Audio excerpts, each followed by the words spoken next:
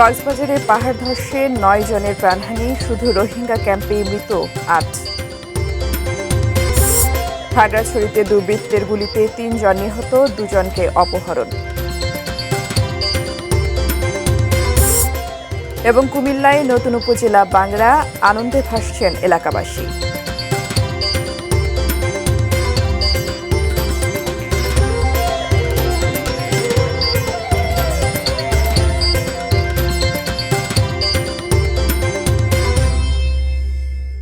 ATN news দেখছেন।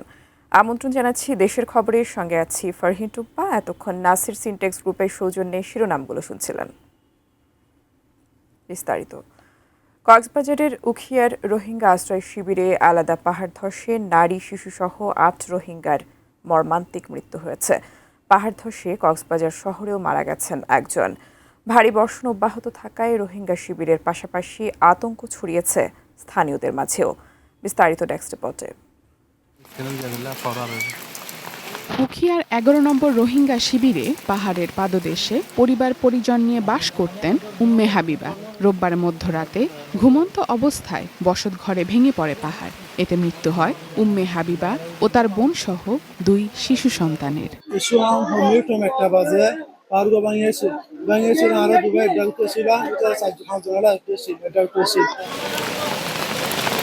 ভারী বর্ষণে গভীর রাতে উখিয়ার জামতলী এলাকার ১৫ নম্বর আশ্রয় শিবিরে পাহাড় ধসে মারা যান একই পরিবারের বাবা, মা ও ৪ বছর বয়সী এক শিশুসহ ৩ জন। ৭ নম্বর আশ্রয় শিবিরে মৃত্যু হয় আরও এক শিশুর।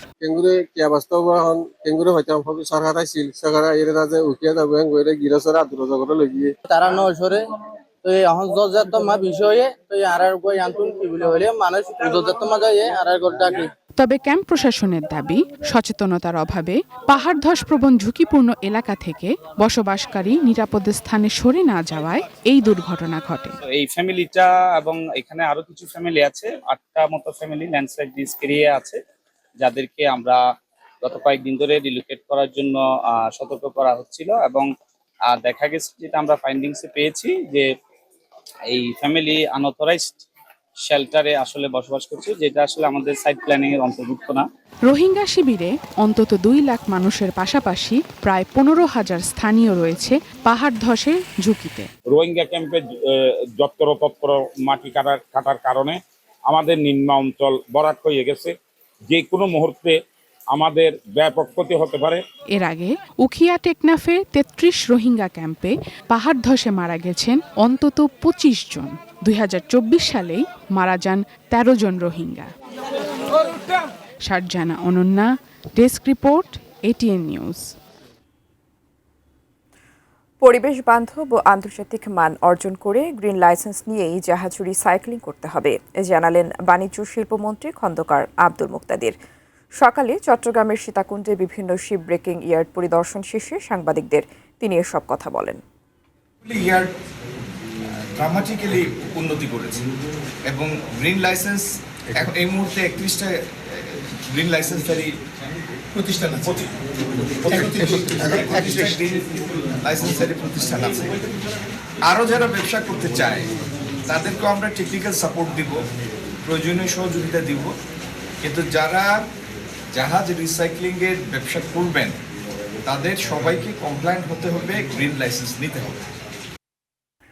দেশের খবরে বিরতি নিচ্ছি, এরপর আরও থাকছে।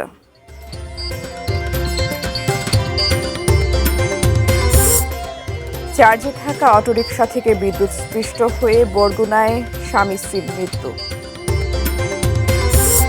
নড়াইলে বসতঘরের ওপর ট্রাক উল্টে স্কুল শিক্ষার্থী নিহত।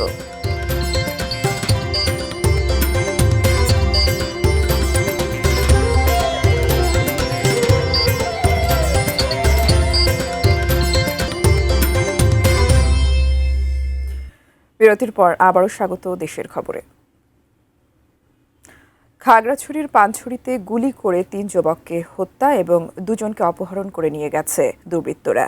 উপজেলার পুজগাং এলাকার মধুমঙ্গলপাড়ায় এই ঘটনা ঘটে। স্থানীয়রা জানান, দুপুরে ৫ যুবক একটি টমটম গাড়িতে করে পানছড়ির দিকে যাচ্ছিলেন। পথে আগে থেকে উৎপেতে থাকা সশস্ত্র দুর্বৃত্তরা তাদের উপর হামলা চালায়।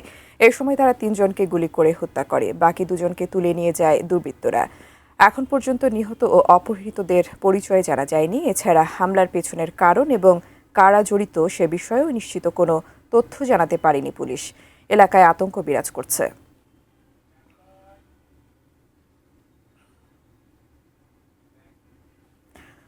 কুমিল্লার মুরাদনগর উপজেলার 10টি ইউনিয়ন নিয়ে গঠিত হয়েছে নতুন উপজেলা বাংরা। ফলে মোট 18টি উপজেলা হল কুমিল্লা জেলার। দীর্ঘদিনের দাবি বাস্তবায়নে আনন্দে ভাসছেন বাংলার মানুষ। এখন তাদের প্রত্যাশা দ্রুত প্রশাসনিক অবকাঠামো স্থাপন করে নতুন উপজেলার কার্যক্রম শুরু হোক। কুমিল্লা প্রতিনিধি হুমায়ুন কবির জীবনের পাঠানো তথ্য ছবিতে ডেস্ক রিপোর্ট। মুরাদনগর উপজেলার 22টি ইউনিয়নের মধ্যে 10টি ইউনিয়ন নিয়ে গঠিত হল বাঙ্গুরা উপজেলা। 1 জুলাই প্রশাসনিক পুনর্বিন্যাস সংক্রান্ত জাতীয় বাস্তবায়ন কমিটি নিকারের সভায় অনুমোদন দেয়া হয়। খবর ছড়িয়ে পড়তেই বাঙ্গুরা ও আশপাশের এলাকায় আনন্দ মিছিল, মিষ্টি বিতরণ এবং শুভেচ্ছা বিনিময় মেতে ওঠে সেখানকার মানুষ।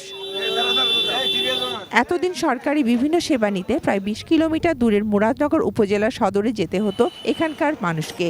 এতে সময় ও অর্থ দুই ব্যয় হতো। নতুন উপজেলা প্রতিষ্ঠার ফলে প্রশাসনিক সেবা মানুষের দোরগোড়ায় পৌঁছাবে এবং দীর্ঘদিনের ভোগান্তির অবসান হবে বলে আশা বাঙ্গুরাবাসীর।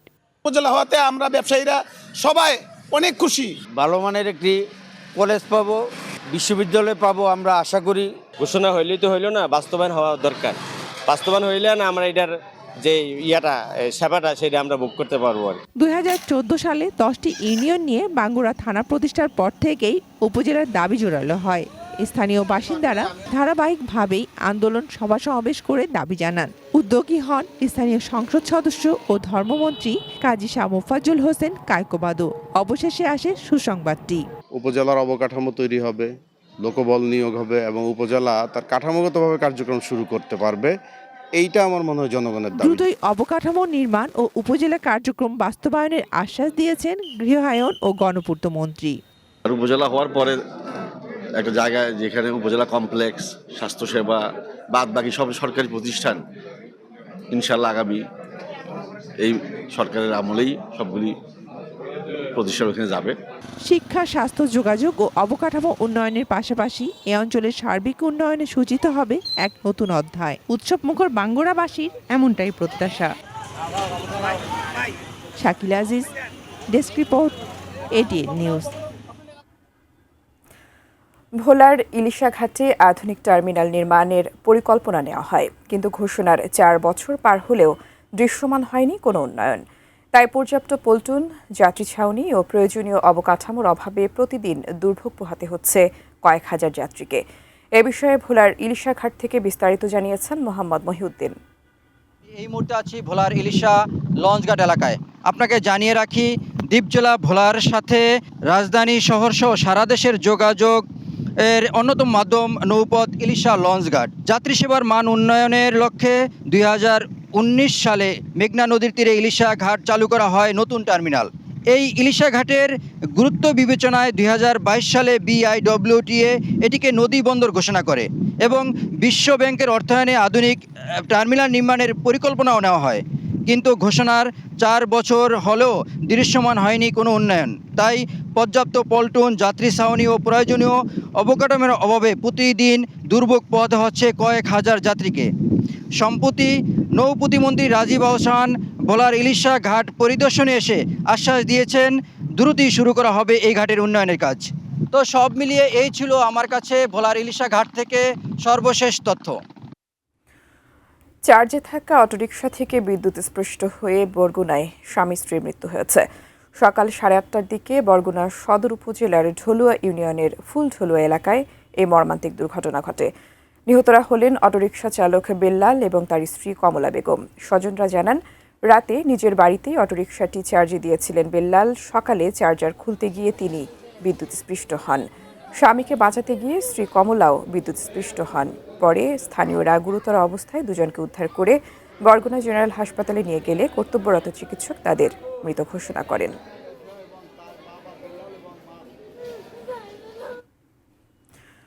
নড়াইলের লোহাগড়া উপজেলায় বসতঘরের ওপর পাথর বোঝাই একটি ট্রাক উল্টে পড়ে শামীমা আক্তার সেতু নামে এক স্কুল শিক্ষার্থী নিহত হয়েছে। এ ঘটনায় তার ছোট বোন মিতু গুরুতর আহত হয়। গতরাত 2টার দিকে উপজেলার নলদি গ্রামে এই মর্মান্তিক দুর্ঘটনা ঘটে। নিহত সেতু নলদি গ্রামের কাঁচামাল ব্যবসায়ী হাফিজুর মোল্লার বড় মেয়ে। নড়াইল জেলা হাসপাতালের কর্তব্যরত চিকিৎসক জানান, হাসপাতালে আনার আগে অতিরিক্ত রক্তক্ষরণ ও শরীরের বিভিন্ন স্থানে ভারী আঘাতের কারণে ওই শিক্ষার্থীর মৃত্যু হয়েছে। আহত অপর শিশুর চিকিৎসা চলছে। পুলিশের দুর্ঘটনা কবলিত এলাকা থেকে ট্রাকটি জব্দ করেছে।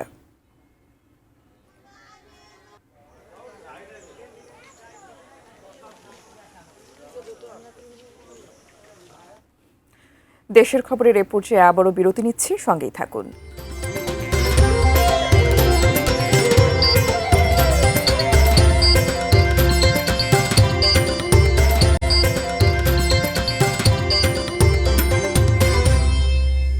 বিরতির পর আবারও স্বাগত দেশের খবর। 3 পার্বত্য জেলার পিছিয়ে পড়া বাঙালিদের জন্য আয়কর মওকুফ ও ব্যাংক ঋণ চালুর দাবিতে সংবাদ সম্মেলন করেছে পার্বত্য চট্টগ্রাম নাগরিক পরিষদ। সকালে আমার পাহাড় আমার জীবন প্রতিপাদ্য নিয়ে খাগড়াছড়ি প্রেস ক্লাবে আয়োজিত সংবাদ সম্মেলনে লিখিত বক্তব্য পাঠ করেন পরিষদের জেলা শাখার আহ্বায়ক ইঞ্জিনিয়ার মোহাম্মদ আব্দুল মজিদ। এ সময় জানানো হয়, পার্বত্য অঞ্চলে বসবাসরত বিপুল সংখ্যক বাঙালি জনগোষ্ঠী দীর্ঘদিন ধরে অর্থনৈতিকভাবে পিছিয়ে রয়েছে। ব্যবসা বাণিজ্য ও জীবিকার সুযোগ সীমিত হওয়ায় বর্তমানে তারা নানা সংকটে দিন পার করছে। এ অবস্থায় 3 পার্বত্য জেলার পিছিয়ে পড়া 54% বাঙালিদের জন্য আয়কর মওকুফ এবং বাজার ফান্ড এলাকায় বন্ধ থাকা ব্যাংক ঋণ আগের মতো চালুর দাবি জানানো হয়।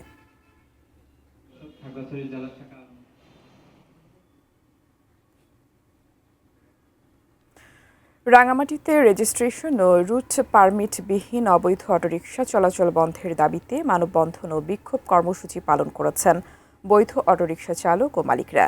শনিবারের মধ্যে প্রশাসন অবৈধ যান চলাচল বন্ধ না করলে রোববার থেকে জেলা জুড়ে টানা হরতালের আলটিমেটাম দিয়েছেন তারা। সকালে জেলা প্রশাসকের কার্যালয়ের সামনে রাঙামাটি জেলা অটোরিকশা সচেতন চালক বৃন্দ এর ব্যানারে মানববন্ধন কর্মসূচি অনুষ্ঠিত হয়। এতে জেলার শত শত বৈধ অটোরিকশা চালক ও মালিকরা অংশ নেন। মানববন্ধনে বক্তারা বলেন, প্রশাসনের নাকের ডগায় অবৈধ যান চলাচল করলেও তা বন্ধে কার্যকর কোনো পদক্ষেপ নেওয়া হচ্ছে না। শনিবারের মধ্যে অবৈধ যান চলাচল বন্ধ করতে আলটিমেটাম দিয়েছেন তারা।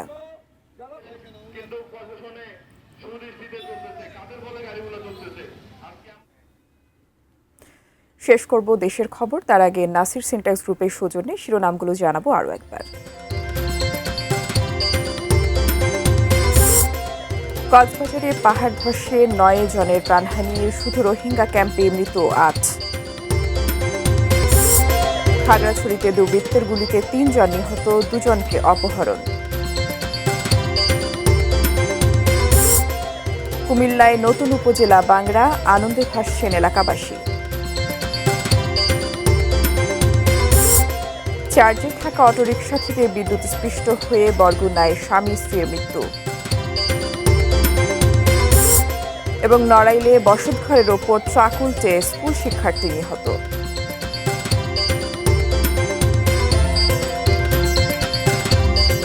এই ছিল দেশের খবর। সঙ্গে থাকার জন্য ধন্যবাদ সবাই।